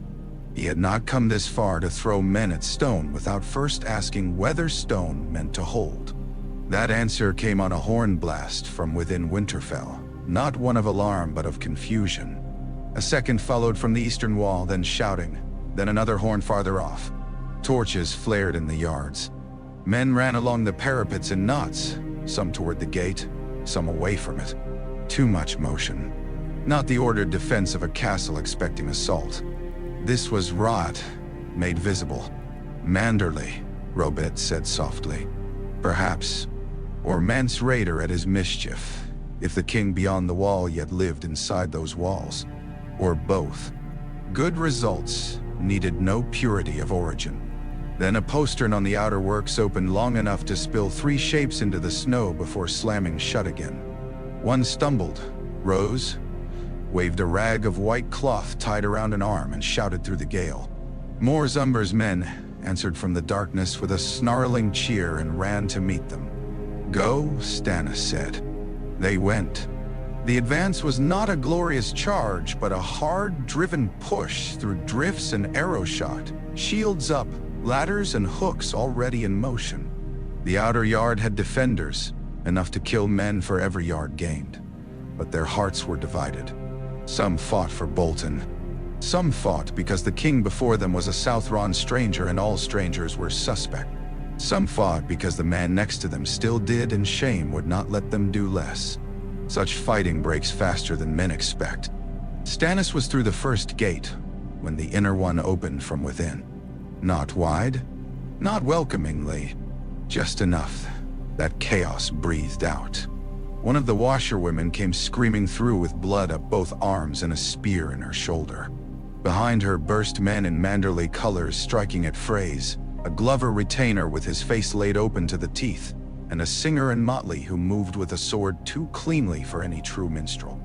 Abel met Stannis' gaze for the briefest instant across the snow-lashed yard. Recognition flickered and was gone. "Winterfell!" roared Big Bucket Wool. The cry went up at once from 100 throats. Not Stannis. Not for the king. Winterfell. The castle's own name, claimed back like stolen bread. Stannis heard it and let it pass. Men fight best for what they think is theirs. If they made him the instrument and the castle the prayer, so be it. Inside, battle became a dozen close butcheries, all happening at once. Frey men-at-arms tried to form before the great keep, and were ridden down by mounted Manderly men who had chosen their hour at last. Bolton archers loosed from galleries until the gallery supports were set afire by pots of pitch thrown from below. Servants fled screaming. Dogs barked in mad chorus and then died. Snow blew through the gate and turned pink beneath men's boots. Stannis fought in the thick of it when needed, and from command when he could. The discipline that had served him in every war served him now. Do not chase victory where it may be purchased with collapse elsewhere. Hold the yard. Secure the gate. Take the armory. Prevent fire from spreading to the stables unless fire served you. Kill officers, not just fools. Roose Bolton appeared above the steps of the great hall amid a knot of retainers in pink-lined leathers. He wore mail beneath his cloak and looked, absurdly, as neat as if attending a wedding rather than his own ruin. Even in panic, there was measure to him. He called orders that might have steadied less corrupted men. Then one of the Manderly crossbowmen on the gallery put a quarrel through his throat. Roose jerked once, fingertips rising to the black shaft jutting from the pale flesh below his jaw. He seemed more offended than pained. He fell without a sound. For one heartbeat, all of Winterfell felt it. Ramsay screamed. No other word suited the sound. It tore from him in rage, grief, and animal disbelief all at once. The cry of a hound discovering itself mortal. He burst from the hall with blood on one sleeve and a flayed man's knife in hand, driving through his own men toward the yard. Had the world been made for stories, Stannis might have met him there alone and ended the matter in single combat beneath banners and snow. The world was made for axes and timing instead. Ramsay killed one of Wool's sons, slashed a Manderly man across the face, and then vanished beneath a surge of clan warriors roaring old northern vengeance. When they pulled back, pieces of him remained, and not enough of those for certainty. Perhaps he died then. Perhaps later in some corner with a knife in his ribs and Winterfell hearing him choke on his own blood. Stannis did not go looking. A dead bastard improved no matter the details. The last resistance clustered around the old keep and the Godswood Gate, where a few Bolton men had decided the Heart Tree was as good a place as any to make their final stand. They died there in the snow under branches heavy with white. One slumped against the weirwood roots and bled down the bark, a red line vivid against the pale trunk. Stannis dismounted in the shattered quiet that followed. Winterfell breathed smoke and steam around him. Men moved in the yards with the stunned purpose of those who had survived what they had only half believed. would end in survival. Bodies lay where they had fallen, already taking on the stillness that made them resemble older dead. Melisandre came through the gates at last with the reserve, red among ash and snow. She looked around once at the captured castle, at the direwolf standards rising beside the fiery stag, at the wounded dragging the wounded, and then toward the godswood where the weirwood's pale shape stood dimly visible. "It is done," she said. "No," Stannis answered. "It has begun." Abel had disappeared. Good. Good. Let the North keep some mysteries that did not belong to his court. Wyman Manderley, splashed to the elbows in other men's blood, bowed to the king with ponderous gravity and eyes far more alert than his bulk suggested. "Your Grace," he said, "Winterfell welcomes lawful rule." "It does," Stannis said, "when it has no better choice." Wyman's smile was small and dangerous. Choice improves with weather. A truthful man in his own fashion. Stannis could use such men, provided he never forgot what kind of use went both ways. They brought Jean Poole into the castle on a litter after nightfall, bundled in furs, feverish but alive. The sight of the broken girl carried through the small folk faster than any proclamation. Servants who had bowed to Lady Arya now wept in corners for a steward's daughter. Men who had told themselves Bolton necessity had limits were forced to look at where the limits had actually lain. Winterfell began to hate its recent masters with a hotter honesty than before. Stannis took the high seat in the great hall because the work demanded a center. He did not sit easy in it. The carved dire wolves over the chair and along the beams were not his, and every stone in the hall knew it. Yet law sat where law must. He gave orders until his voice roughened. Wounded first, armories sealed, ravens at dawn, prisoners sorted, no looting on pain of the lash, or worse. The gods would shut until morning. Fires lit in every service court and yard where common folk might warm themselves. "The gods would as well?" asked one of the queen's men. "No." Melisandre's eyes found his. She said nothing. That was almost more troubling than if she had argued. Near midnight, when the wounded had been carried out and the dead covered in the hall thinned to captains, guards, and exhausted servants, Stannis stood at the entrance and looked out across the yard. Great fires burned there now, more than Winterfell had likely seen in years, their light licking up the walls and painting gold over old stone and new snow. Men crowded around them regardless of banner, hands out, faces red and hollow and grateful. Past those flames, beyond the smoke and the broken bodies, the godswood waited in darkness. The North had opened its gates to him. Its soul remained behind the trees. Morning in Winterfell came gray and bruised, with smoke lying low over the yard and ravens already gathering on the roofs. The castle had survived one more sack. That fact showed in everything. Doors hung crooked. Snow was tracked with old blood under new eye. Men moved carefully where they walked, not from reverence, but because the night had taught them how quickly stones beneath their feet might change allegiance. Somewhere a woman sang to a child in a voice rubbed thin by exhaustion. Somewhere else a man screamed as a maester set his broken leg, and another man laughed too hard because his own had not broken. Stannis had slept little. Kings rarely did when victory carried 20 more decisions in its mouth. He sat judgment in the old yard because winter made indoor justice smell too much like butchery. Prisoners were brought out in batches. Bolton men who had fought honestly and might be ransomed. Freys who had been unlucky rather than vile. Rapers, flayers, torturers. Men who had taken joy where duty might have excused necessity. And traitors whose smiles had changed sides with the wind. Each case he heard in full where hearing was possible. He had no use for arbitrary cruelty. Arbitrary cruelty was the luxury of secure fools. Those who had raped or flayed he condemned to death without flourish. Some were hanged from the broken gate where all entering Winterfell would see them. A few of the Queen's men clamored for all to burn. He refused them more often than he indulged them, and the refusal mattered. It told the North that fire served judgment here, not appetite alone. Yet fire served judgment too. 3 men were brought before him bound together by a chain at the wrists, all sworn to Bolton's service. all proven to have flayed captives alive in the dungeons while shouting prayers to no god at all but power. Robert Glover named one. A kitchen girl, shaking with rage, named another. The third boasted until Alysanne Mormont struck him across the mouth so hard that teeth showed in the snow. These, Melisandre said quietly at Stannis' shoulder, would feed darkness if left unoffered. He did not ask which darkness. The men's crimes were enough. Burn them, he said. The yard hushed. It was one thing for the Red Woman to preside over pyres in a southern camp or before a rough timber holdfast. Winterfell was another matter. Here every act became memory quickly. Here the old gods listened, if gods indeed listened at all. The three men screamed as fire took them. Small folk watched with blank, damaged faces. Some crossed themselves in the old way. Some whispered the red prayer they had learned around trench fires and village braziers. Most said nothing.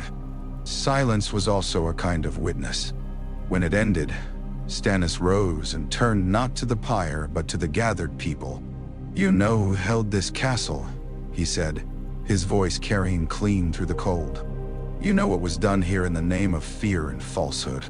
I did not come north to make a feast of your suffering.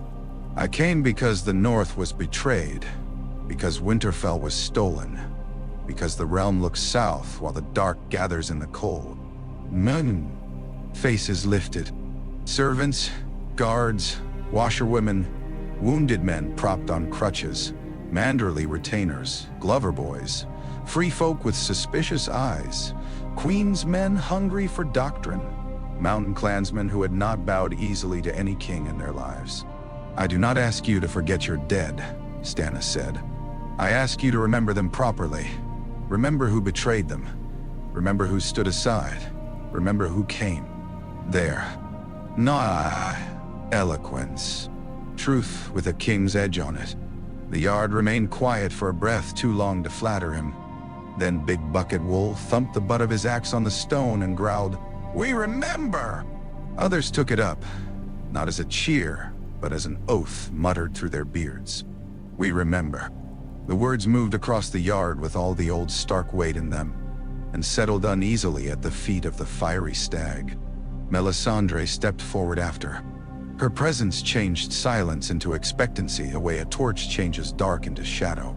She wore red wool plain enough for winter work, not courtly silk, and the choice itself was a sermon. Her hair burned brighter than the pyre ash behind her.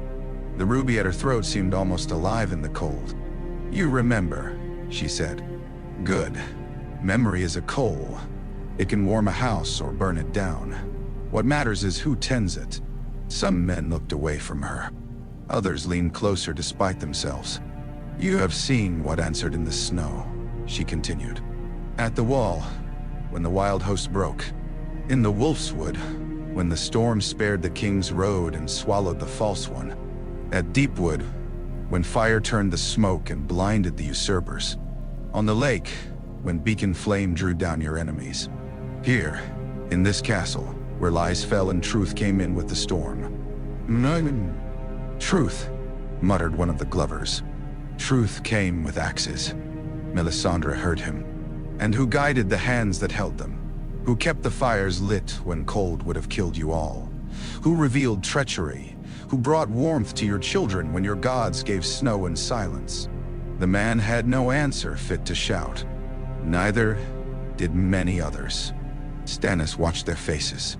Suspicion, anger, curiosity, weariness so deep it could no longer afford certainty. This, he thought, is how lands change. Not in sudden revelation, but in the slow surrender of old monopolies over hope. He had not sought to make the North a province of priests. He still did not. Yet the war had done what sermons could not. It had stripped men to need, and need is the hammer of belief. After the judgments, he walked to the edge of the Godswood with Robert Glover and Alysanne Mormont beside him, and Melisandre a pace behind. Snow lay undisturbed between the trunks.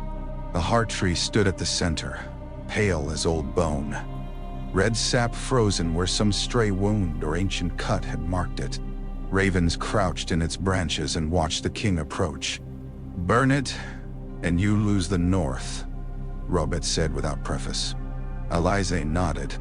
"Not today, not next year, but you lose it, quietly first. Then all at once." Stannis looked at the weirwood's carved face. It seemed less a god than a witness, and perhaps witnesses were what men wanted from gods when justice failed. Someone to remember beyond the grave.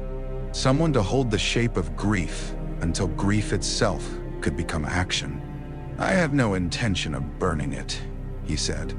Melisandre's eyes flicked to him. "Not yet." He turned slightly, enough that only she would hear.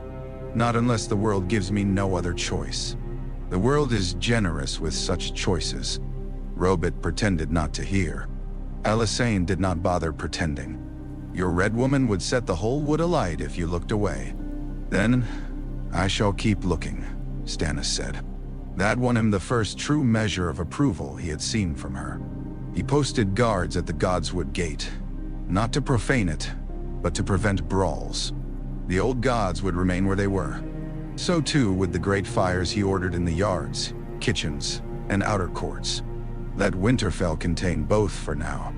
Men could choose which warmth to trust. They did choose. By evening, the red fires were ringed 3 deep. Not only Queen's men now, Glover smallfolk, Mormont retainers, free women from Mance's people, kitchen boys, stable girls, smiths, wounded soldiers who had once spat at Melisandre's heels. They came because the wood was stacked high, because broth simmered there, because the priestess's attendants had learned to bind frostbite and boil clean water and lay hot stones against cramping bellies. They came because fear is lighter when shared under light, and because stories had already begun. The old man burned for treason. The lake that swallowed Freys. The storm that bent aside. The girl not Arya brought back from death. The singer who had walked through Winterfell like a joke and left it a wound. The king who punished his own followers for hoarding heat. The red woman who seemed to know where danger waited before scouts brought word. Each story grew in the telling, but not one of them needed invention from whole cloth. That was the strength of them. Theon Greyjoy, wrapped in borrowed furs and looking half made of old pain, sat one night near the outermost brazier where he believed nobody would notice him. Stannis saw him there while crossing the yard and halted. "Do you pray now?" the king asked. Theon looked up as if dragged from deep water. "I don't know how. That has not stopped others." Theon gave a sound too rough for laughter. His ruined hands were stretched toward the flame, palms striped with old scars. "I prayed in Godswoods as a boy," he said. "I prayed in dungeons too." Nothing answered. Stannis looked into the fire. "That is often the way of prayer." "Then why do men keep doing it?" "Because sometimes they answer one another instead." Theon stared, bewildered by the simplicity. Perhaps he had expected doctrine. Stannis left him to it. Broken men could not be mended by speeches. Jane Poole improved slowly. Fever left her by degrees. The first time she sat up under blankets near the fire, Melisandre knelt to offer her hot wine mixed with herbs. Jane took it with shaking hands and whispered, "I'm no one." "You are alive," Melisandre said. "For now that is enough." Yet alive was already becoming more than enough. Jane's very survival was a weapon against Bolton lies. Letters went out under seal to White Harbor, Bear Island, Torrens Square, and every holdfast that still had a lord to read them. Arya Stark was false. Winterfell was taken. The Boltons were dead or scattered. The king held the castle and asked not empty homage, but men, stores, and readiness for the war beyond all these lesser wars. He did not write of conversion. He did not need to. Fire wrote for him in every yard and hall. On the 3rd night after Winterfell fell, a corpse rose. It was no grand thing, no icy demon in a crown of frost. Only a dead groom laid out in the outer barracks after a knife under the ribs had finished what battle began. The room had been cold. Someone had forgotten the torch. Near midnight, the boy at watch heard scraping and turned to see the body sitting up on its pallet, eyes blue and wrong, hands clawing at the living with a hunger beyond any man's. Panic took the barracks. Men tumbled over one another in terror and disbelief. One was bitten before the alarm reached the yard. Another tried to seize the thing barehanded and almost lost his throat. Melisandre arrived with a lantern, Stannis with sword in hand. Others came behind, half armored, half dreaming. The dead groom hissed at them with black blood on his teeth. For one instant, the whole room balanced between all the old northern prayers and all the new red warnings.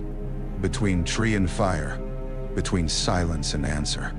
Then Melisandre thrust her lantern into Stannis' hand, took a torch from the wall, and drove flames straight into the thing's face. It went up with a sound like dry leaves. The stink was monstrous. Men gagged and stumbled back. The creature flailed once, twice, and collapsed into char and ash. No one in that room doubted afterward. Not the old gods. Not the dead. Not fire. The news spread through Winterfell by morning like sunrise through thin cloth. A dead man had risen. A red flame had slain him. Those who had scoffed at the Red Woman's warnings found scoffing heavier on their tongues. Those who had only wanted warmth now found themselves wanting more from the source of it. Explanation, protection, ritual, some ordered shape to place against the horror of a world where corpses might stand up in the dark and kill their kin. That evening, the biggest fire in the yard burned higher than ever before. Men and women gathered around it shoulder to shoulder while the snow came down soft beyond the ring of light. Melisandre stood at its edge and spoke not of southern triumph or foreign mysteries, but of night, cold, and the need for living hearts to stand together against what came. Her words were simple, simpler than most sermons, the kind that fit into frightened mouths. "The night is dark and full of terrors," she said. This time more voices answered. "The night is dark and full of terrors. Not all. Never all. Some slipped away to the godswood under the branches of the white tree and knelt there with their own memories. Some stood between fire and wood, unwilling to choose, choosing thereby what men often choose in changing times. Both, if both might spare them. Stannis did not force them. He had learned too much from the north already to believe compulsion could do what winter and wonder were willing to attempt together. He stood apart and watched as sparks rose into the falling snow and vanished there. The north had not yielded. Not wholly. Not cleanly. It would not. Under every cloak here, men wore old loyalties like hidden mail. Under every prayer lay another prayer older still. But a breach had opened. Through it came fire, carrying heat, justice, terror, and hope in equal measure. And in the dark of Winterfell's godswood, the heart tree watched without blinking while new words were spoken in the snow.